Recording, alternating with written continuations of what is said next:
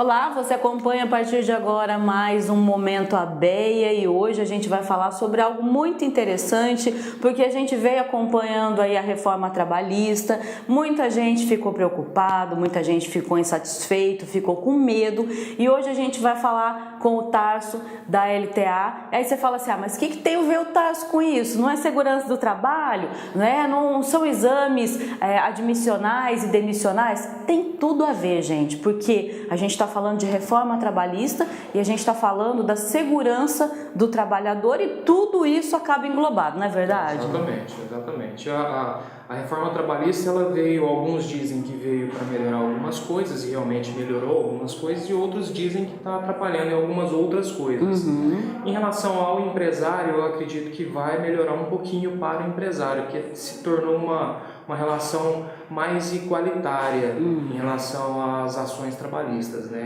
E em relação aos exames, a gente acredita que vai tornar, que a empresa vai ter que ter um pouquinho mais de responsabilidade em cima dos exames ocupacionais, né?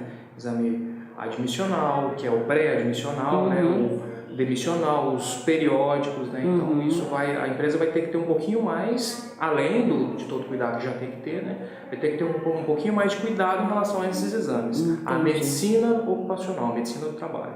Bom, então vamos entender isso direitinho. Quando eu entro numa empresa, a empresa é obrigada a me pedir os exames, eu devo pedir isso para a empresa? Como que funciona isso? O que a lei fala com relação a isso? Em relação a essa legislação não mudou nada. A empresa ela ainda é obrigada a fazer todos os exames ocupacionais daquele trabalhor para qualquer ramo, independentemente do ramo que ela está atuando. Se aquele trabalhador ele vai estar apto para trabalhar, para exercer aquela função. Então, por exemplo, se a gente falar da engenharia, como o programa ele é voltado para a engenharia, para saber se um pedreiro ele está apto para fazer aquela atividade, para saber se um servente está apto para fazer aquela atividade, ou um pintor, ou um pedreiro subir em um ambiente alto, né? Trabalhar em altura. Então, tem exames específicos que o trabalhador precisa fazer. E esses exames vão dizer para a empresa se aquela pessoa pode exercer aquela atividade. Entendi. E isso ainda é obrigatório, não mudou nada. É uma questão realmente de segurança, né? Porque como você falou, de repente eu sou uma pessoa que eu tenho um determinado problema, não posso ficar no andaime, não posso ficar numa plataforma, não adianta eu querer fazer o trabalho porque vai dar problema. Exatamente. Existem empresas ou empresários que não têm essa preocupação. Eu costumo citar alguns exemplos. E a gente, na segurança e na medicina do trabalho, a gente trabalha com a possibilidade de ocorrer alguma coisa. Sim. Então, eu costumo citar alguns exemplos. Por exemplo, uma pessoa que ela tem uma vida estressante, ela tem problema em casa, ela tem problema de glicemia, ela tem um problema cardíaco. Então, essa pessoa ela não pode trabalhar em altura. Por exemplo, se a gente está citando altura. Ela pode passar mal. Imagine ela lá em cima do andaime, a mais de 2 metros de altura, ela está com todo esse problema, com todo esse estresse, fora ou dentro do trabalho, ela passa mal, ela tem um mal súbito em relação à hipoglicemia, ela desfalece lá em cima, cai, morre. Isso é uma responsabilidade da empresa. Sim. Né? Então, para saber se essa pessoa pode efetivamente trabalhar nesse ambiente alto, ela precisa fazer alguns exames. E esses exames são descritos em um outro documento que a gente elabora aqui também, que é o PCMSO, é o Programa de Controle Médico e Saúde Ocupacional. Entendi. Toda empresa é obrigada a fazer. Você falou, né? Às vezes a pessoa está com um problema em casa, eu acho que até entra a questão psicológica aí, né? Tem exame com psicólogo também? Esse tipo de exame não tem, mas tem um acompanhamento que a empresa julga necessário. Se ela julgar necessário fazer esse acompanhamento, já vem do RH. Então, aquela triagem que é feita no RH é feita normalmente por um psicólogo, né? Que já vai avaliar isso. Que já vai avaliar isso. Agora, saber se a pessoa tem alguma inaptidão para aquela atividade são só exames ocupacionais mesmo, da medicina do trabalho. E isso é segurança para o trabalhador também. Exatamente. Né? Às vezes a gente vê as pessoas falando assim, está muito difícil conseguir um emprego.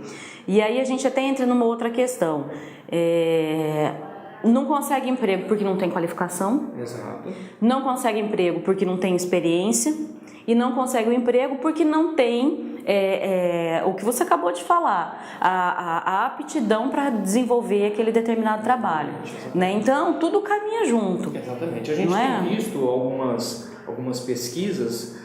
No Brasil, a gente costuma dizer muito superficialmente que está faltando emprego. Não está faltando emprego, está faltando pessoas qualificadas.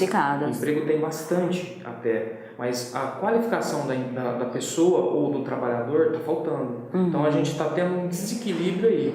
Está tendo muita pessoa, muita gente para trabalhos de um nível de escolaridade mais baixo, e isso está sobrando pessoas, mas para um nível de escolaridade um pouquinho mais alto está faltando pessoas. Então o Brasil não está faltando emprego, está faltando pessoas qualificadas. A segurança e a medicina do trabalho também entra aí por conta dos treinamentos das pessoas.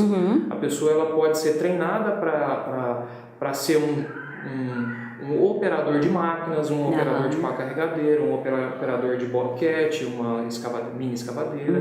Ele pode ser treinado para várias máquinas, para trabalhar em altura, para N situações. E a segurança do trabalho está aqui para realizar esse treinamento. E assim, até da atividade mais básica até a mais complicada, todas elas têm um certo risco. Todas elas têm um certo risco. Todas elas vai ter alguma coisa. Exato. Eu costumo citar, eu pego perícias também, que eu sou perito também, e às vezes eu cito em perícias o seguinte: eu tenho dois ambientes. Por exemplo, um safrista, uma pessoa que está lá capinando no sol, debaixo do sol quente, nossa região muito quente.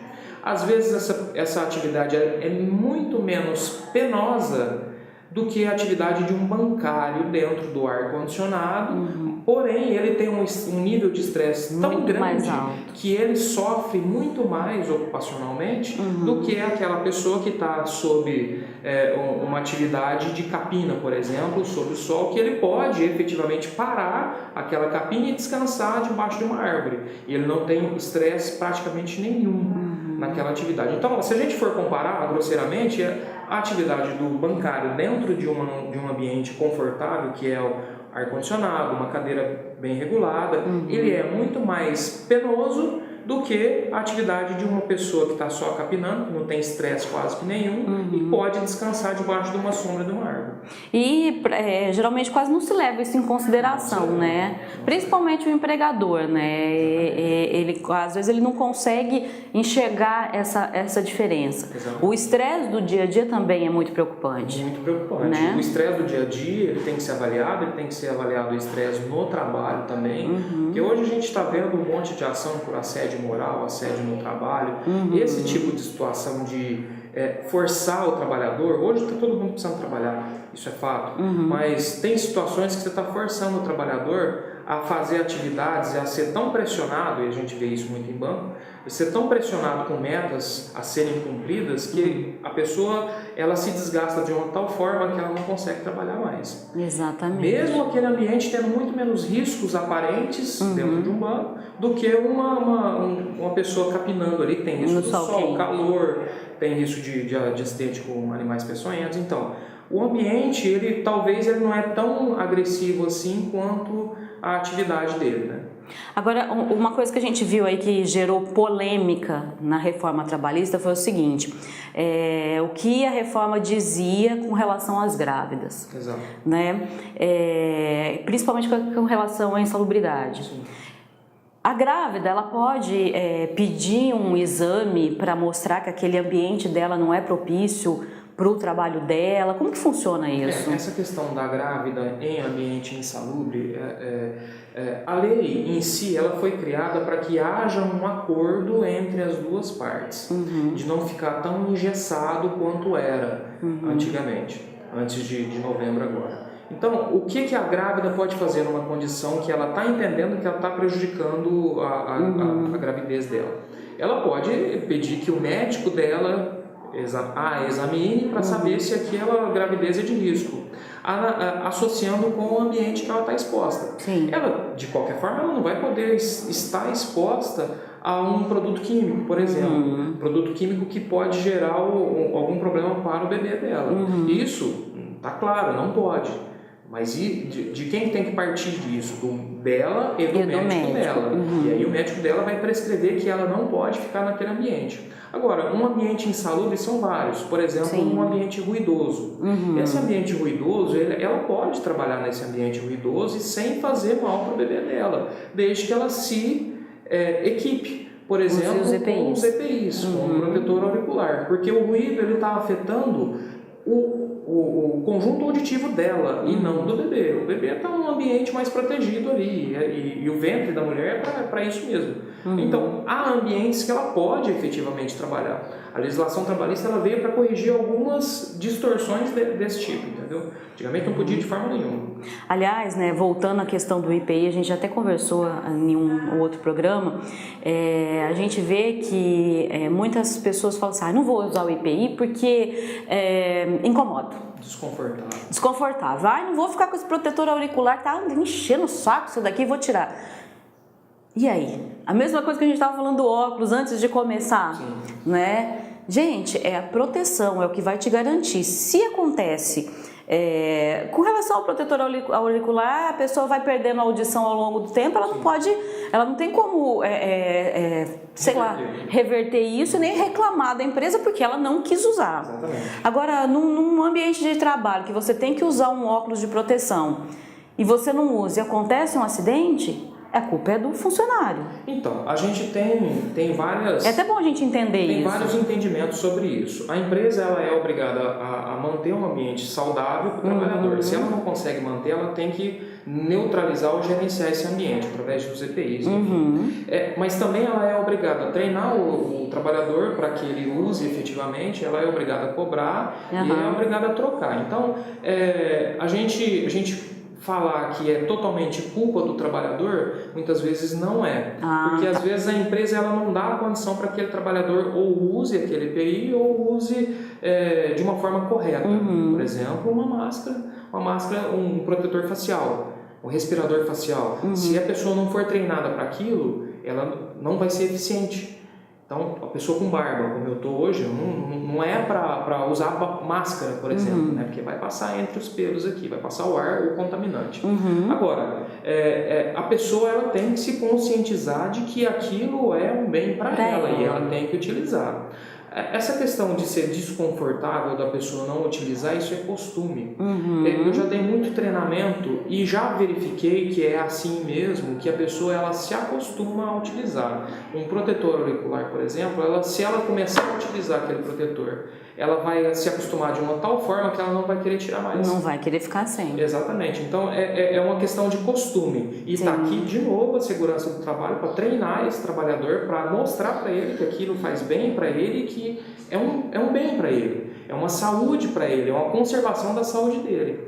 Então, e dentro da empresa tem a CIPA para garantir isso. Exatamente. Tem empresas que têm CIPA, tem empresas que têm o próprio SESMIT, né, que é o Grupo de Segurança e Medicina do Trabalho.